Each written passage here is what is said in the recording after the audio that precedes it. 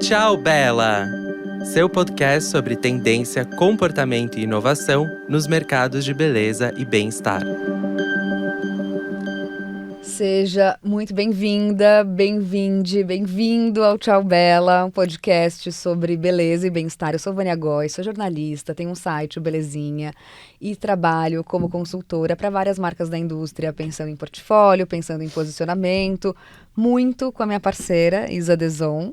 Oi, gente, eu sou pesquisadora de tendências, sou fundadora da Dezon e tô sempre falando, tagarelando aqui pelo Tchau Bela com a Vânia. Tchau Bela existe há 1 ano, mas a gente tá cheio de novidades. Primeiro, a gente tem vídeo, vocês podem ver a nossa carinha. A gente também tem uma conta no Instagram novíssima, @tchaubela.podcast.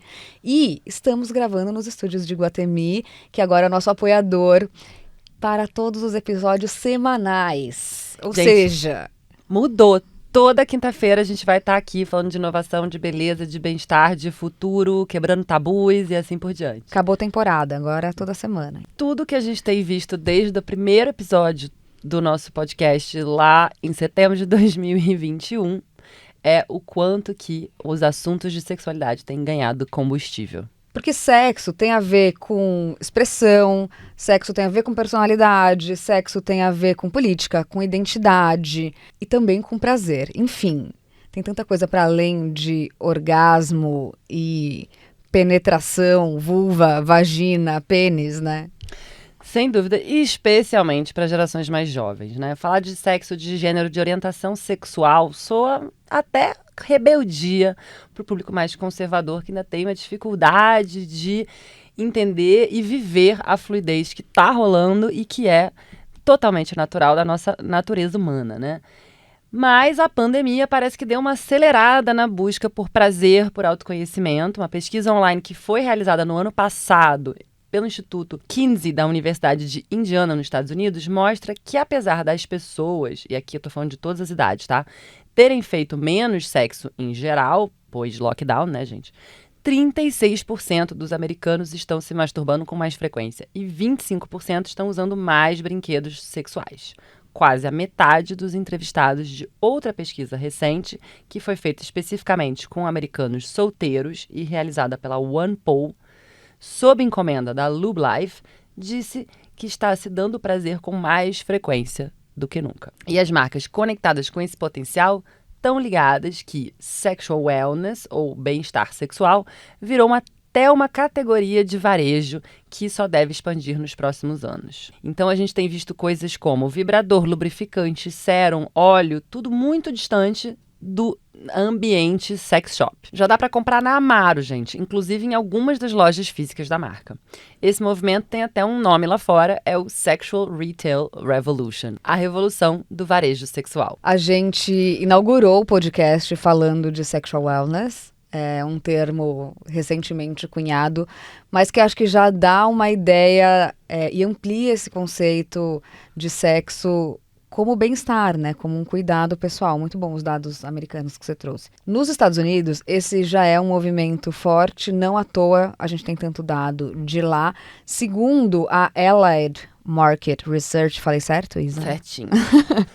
O mercado de bem-estar sexual movimentou 78 bilhões de dólares em 2020 e tem a expectativa de alcançar 108 bilhões em 2027 no mundo todo. Mas com o mercado crescendo e tanta gente interessada, é natural que as lojas, até as mais tradicionais, comecem a incorporar esse nicho de produto. Então, já dá para encontrar algumas coisas na Bloomingdale's, no Walmart, na Target, na Sephora, porque os consumidores estão mais abertos a falar de prazer e estão mais abertos a incorporar, por exemplo, produtos nas suas rotinas de bem-estar. E eu acho que a parte mais interessante é ver uma onda de novas marcas muito preocupada em falar sobre esse assunto de um jeito muito pessoal. Então é sobre você conhecer o próprio corpo, é sobre você entender o que te dá prazer, é sobre você gostar de você mesmo. Enfim, isso é muito diferente do que a gente estava acostumada a ver antes. Acho que um bom ponto de partida que apareceu na nossa pesquisa para falar desse assunto é um livro, o título é Come As You Are, não tem tradução aqui, escrito pela Emily Nagoski, e ela combina pesquisa e ciência para provar que o fator mais importante na sustentação de uma vida sexual saudável e cheia de confiança, enfim, está menos na companhia de outra pessoa e muito mais em outras coisas da vida que acabam influenciando isso. Então, o estresse, o humor, a rotina, a relação que você tem com o seu corpo e com a sua imagem pessoal. Acho que especialmente para as mulheres, né, que sofrem tanto com a sobrecarga e também com a imagem física, é muito interessante a gente pensar que esses fatores não são periféricos, mas são fundamentais para ter uma vida sexual satisfatória e saudável, né? E a gente vai aprofundar isso porque até quem acha que sexo trata-se de corpo tá confuso. A coisa é um sistema integrado, né? Tem um estudo que não é novo, mas ainda repercute quando o assunto é prazer. Ele foi feito em 2016 pelo Archives of Sexual Behavior e ele revelou que 95% dos homens cis heterossexuais geralmente ou sempre têm orgasmo durante o sexo, enquanto apenas 65% das mulheres cis heterossexuais relataram o mesmo. É 30% a menos, gente. Então, sabe, eu fui pro Hacktown agora em setembro de 2022, dar uma palestra e assisti muitos conteúdos, inclusive o da Lídia Cabral, que é fundadora da Tech for Sex, uma plataforma de conteúdo e pesquisa de saúde e bem-estar sexual. E, que diga-se de passagens, ela encheu a sala, tinha gente saindo pelo ladrão. Ela disse na sua apresentação que esse número de orgasmos ele sobe para 75% quando a gente olha para casais de mulheres lésbicas. Ou seja, a gente tem que começar a romper com essa lógica de que o seu prazer depende do outro, porque é muito mais sobre autoconhecimento e sobre você mesmo, né? Tem uma outra pesquisa interessante que liga o baixo desejo sexual, especialmente de mulheres cis e hétero, à heteronormatividade. Então, quando a gente pensa no sistema patriarcal a que somos submetidas, então ganhar menos no trabalho, ter mais trabalho porque junta o trabalho com a casa, enfim, tudo isso tem impacto no desejo sexual, inclusive porque há essa confusão da mulher que parece mãe num casal ou da objetificação excessiva do corpo que, enfim, faz parte do desejo masculino majoritariamente, mas que também pode ser um gatilho de problema de autoestima para as mulheres, enfim. Acho que falar de sexo para além do outro, do companheiro e da genitália faz muita diferença, né? A gente já gravou alguns episódios aqui no Tchau Bela falando de femtex, de vulva, vagina. Se isso é difícil falar, imagina falar de ânus. Até porque é uma palavra uó, né, Não sei o gente? que é pior falar. A gente ficou sofrendo para escrever o roteiro. Eu ouvi um episódio do Isso Não É Noronha com a Maria Ribeiro e a Isabel Guerron falando do assunto. Elas começam falando por causa da tatuagem polêmica da Anitta. A gente adora trazer as polêmicas da Anitta, mas fora isso, o que a gente riu é que elas ficam uma hora discutindo que palavra dar para o cu, porque é tão difícil falar e até nomear essa região se você não tá entre amigos íntimos desprovidos de preconceito. E, gente, é tudo que nem nariz, orelha, é tudo parte do corpo. A gente tem que normalizar isso. Mas você sabe que esse assunto, né? Outro dia, primeiro, a gente foi surpreendido com aquele convite pro desfile da Diesel. Que é um sex toy anal, que gente. rolou em Milão, que é um plug anal. Eu só fiquei imaginando as editoras de moda, tipo Anna Wintour, recebendo Não, e sem saber exatamente o que era, né? Exatamente. Mas sabe que até eu tomei um susto outro dia, que eu tava rolando, enfim, meus posts no Instagram, e aí tinha um post do site do Dr. Drauzio Varela, com a Mariana Varela, apresentando um vídeo ensinando a fazer uma lavagem retal. Tudo bem, lavagem retal, só que o título do vídeo era Como Fazer a Xuca. E aí eu fiquei, nossa, gente, tipo, o Dr. Drauzio falando desse assunto, porque homens têm muita dificuldade, né, de falar sobre essa região, até de falar sobre prazer nessa região sem fazer uma piadinha homofóbica. E teve o post da Trip também, né?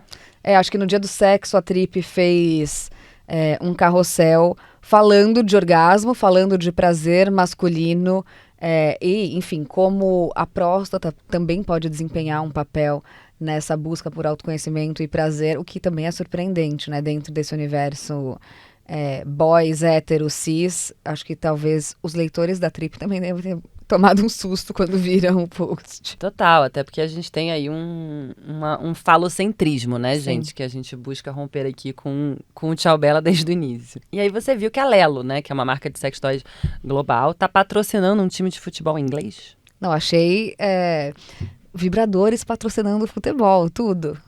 A marca é a principal patrocinadora do London Colney Football Club, com a missão de ajudar a quebrar tabus em torno de brinquedos sexuais masculinos, porque a narrativa está muito feminina há um tempo, né?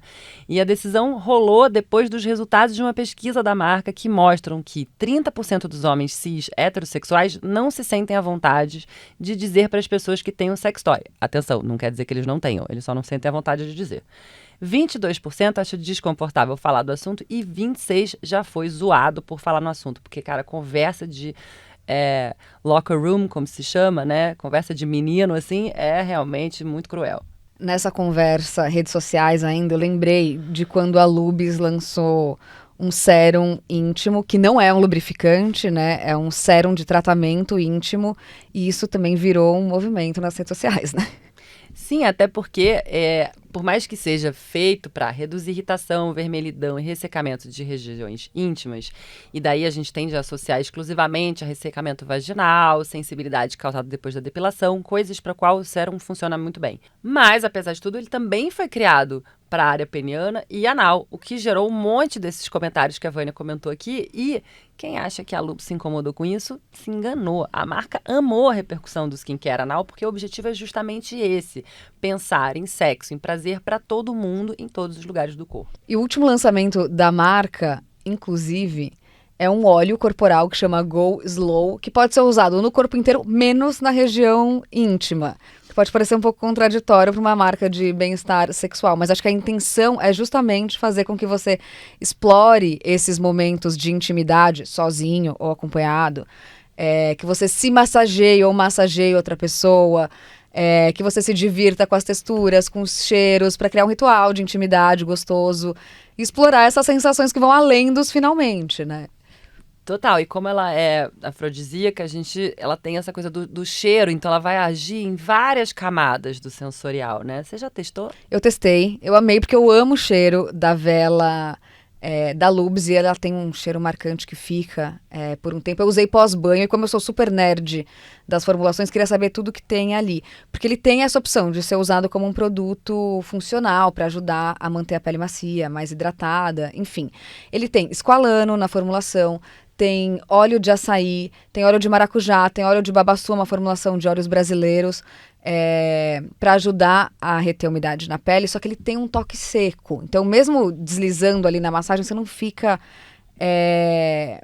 melecada. Pode até usar no cabelo, que não é o meu fetiche, tá? Mas se for o seu, vai com tudo, pode hidratar seu cabelo com ele. E o mercado nacional está esquentando. A gente tinha falado só de startups e marcas indie, coisas que estavam realmente ainda engatinhando, mas agora até grandes marcas estão entrando nessa, como a Quem Disse Berenice, que recentemente lançou um vibrador em forma de Beauty Blender, aquela esponjinha cor-de-rosa de maquiagem, e ele é feito para usar no corpo inteiro.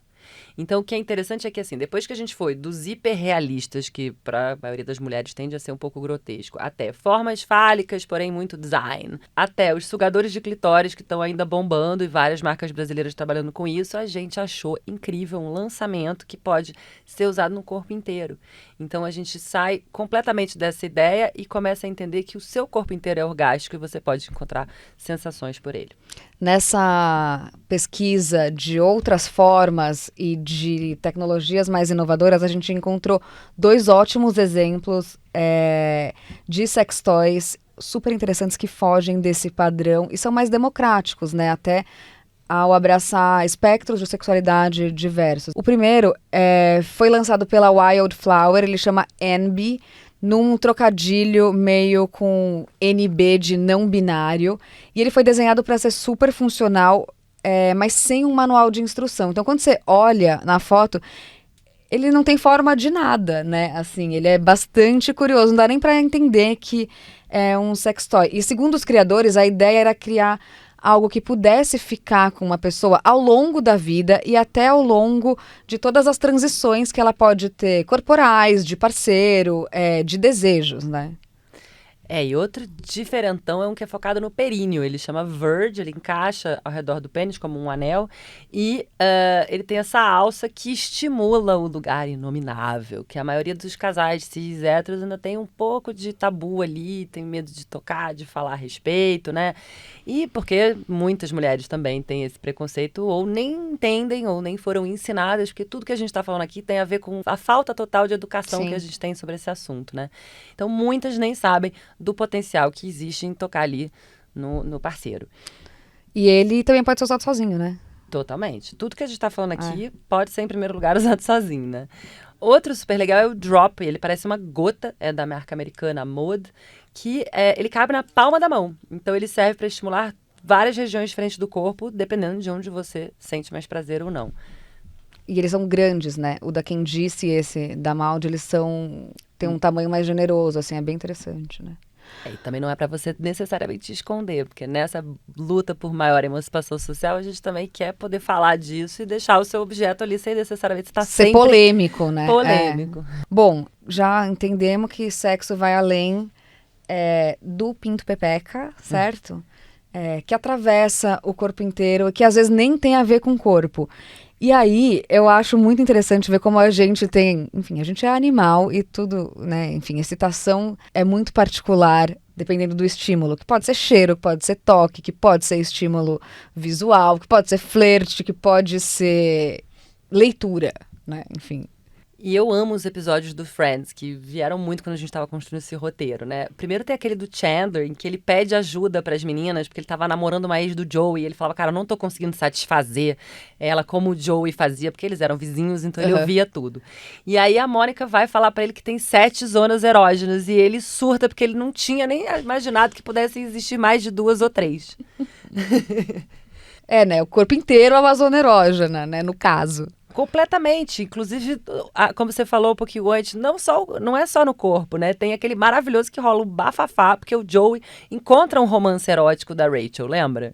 Não, e você falou disso, eu fiquei pensando numa versão atualizada que tá rolando no TikTok. Não sei se você já passou pelas hashtags Spicy Book Talk ou Smut Rex, que tem milhões de menções a vídeos que são jovens cantando uma música que tá na moda, mas ou mostrando um trecho de um livro erótico ou escrevendo um trecho de um conto erótico.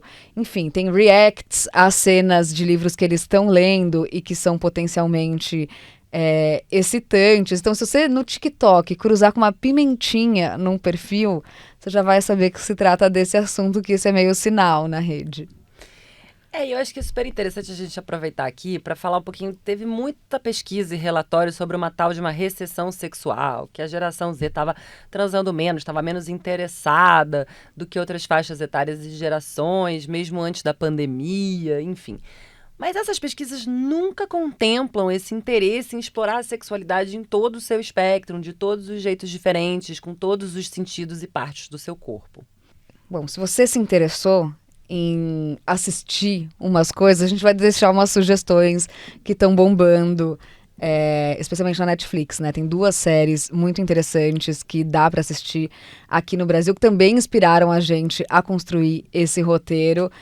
E pode te ajudar nessa busca por autoconhecimento, nessa jornada sexual. A primeira é Fundamentos do Prazer, que tenta derrubar preconceitos em torno do prazer feminino, ao falar do básico, ao falar de comunicação como forma de educação sexual. E é ótima para a mulherada que precisa de um empurrãozinho.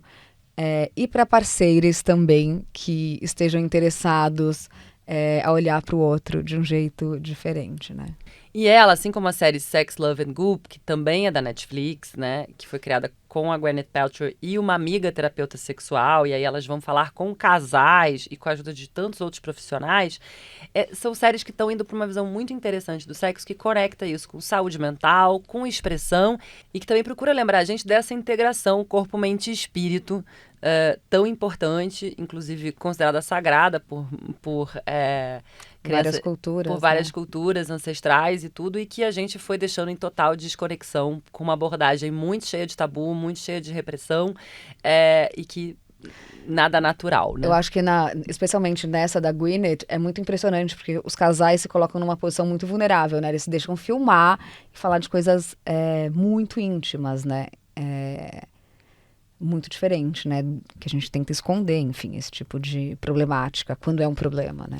E aí você escuta e fala, nossa, tá todo mundo passando por exatamente a mesma coisa, não interessa que tipo de casal ou história você tá, né? Vou dar uma última dica, que é de um podcast de um casal inglês que chama Lacey and Flynn Have Sex. Que, gente, assim, eles se gravam o áudio deles fazendo sexo. Na cama, na banqueta da cozinha, mas não só. É também uma conversa sobre intimidade, sobre relacionamento, sobre orgasmo não ser necessariamente o objetivo final desse encontro. O que também tem a ver na série da Netflix, né? Porque propõe até uma teoria de personalidade sexual, meio que você tem, não é algo assim?